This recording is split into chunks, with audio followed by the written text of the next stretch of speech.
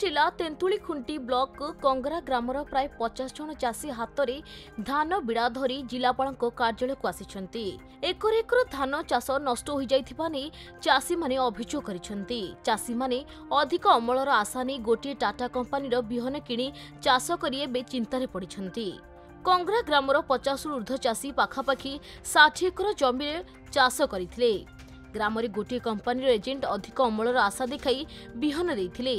चाषी ठीक समय रे चाष को सार मध्य देथिले, किंतु चाष अमल समय धान रे नेक ब्लास्ट रोग लगी चाष संपूर्ण नष्ट हो गला। तेबे बिहन जोगाई थिबा कंपनीर कोनोसी खोज खबर मिलु नाही। एपरिक कंपनी एजेंट को जोगाजोग करिबारु आज आसीबी काली आसीबी कही से चकमा देउछंती। कोनोसी उपाय न पाई चाषी माने क्षतिपूर्ण दाबी नै जिलापाल को एक दाबी पत्र प्रदान करिसंती। गोटे पर्टिकुलर भेराइटी धान जो टाटा धनिया जो कंपनी से लेकिन चाष करथिले से पर्टिकुलर भेराइटी धानटा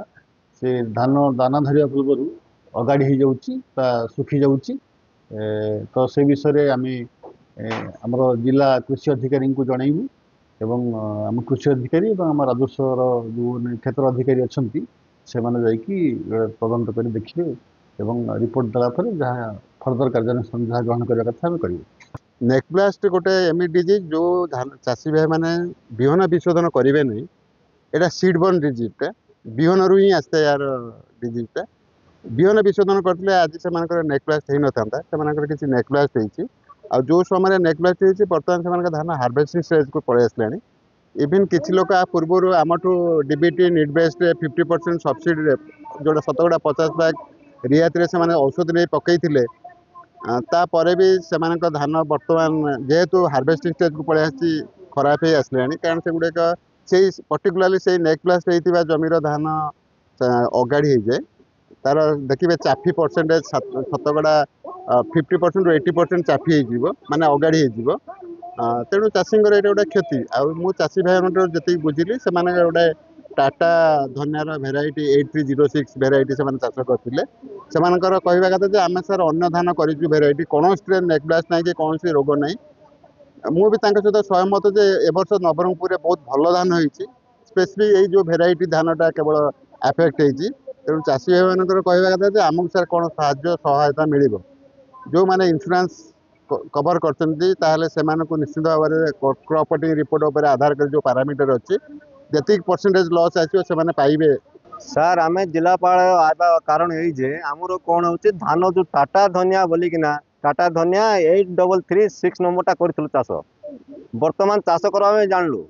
खत देलु सार देलु सब देलु आउर जेते बेले धान बाहरला टाइम सब नेक ब्लास्ट हो गला। नेक ब्लास्ट होगा सहित सब टोटाल धान पल हो गला। बर्तमान धान किसी ना सीटा बोलिकिना आम कंपनी को एजेंट को फोन करलु फोन करला कौन कहले कि नहीं ठीक अच्छे आम आसु आउ गोटे डेट देले आउ गोटे डेट देला आउ गोटे डेट देले बर्तमान पर्यटन आसी पारे ना कि आम फिल्ड परिदर्शन करले ना सीटा आम जिलापाल पाखे जिला कृषि अधिकारी को देखा करलु आम दाबी पत्र दे मोर धान जिते खर्च कली गोल्ड बंदा कली ना हाथ उदार कली गुटलोका पैकेट को 1350 टंका लोका दे दुकान रू किणी नेली दुकान रे गजा पकईली हल कली ट्राक्टर कली डीओपी पकईली यूरिया पकईली सब प्रकार चाष कली सार चाष जो प्रकार है चाष मन तो किसी ना किंतु जिते बड़े केंडा बाहरला धान केंडा रे दूधा भी पीला नहीं सी आम देशिया कहते नेक ब्लास्ट आम लोक पाटर शुणवाटा नेक ब्लास्ट रोग बाहरला। नवरंगपुर अनिल भत्रा रिपोर्ट खबर ओडिशा।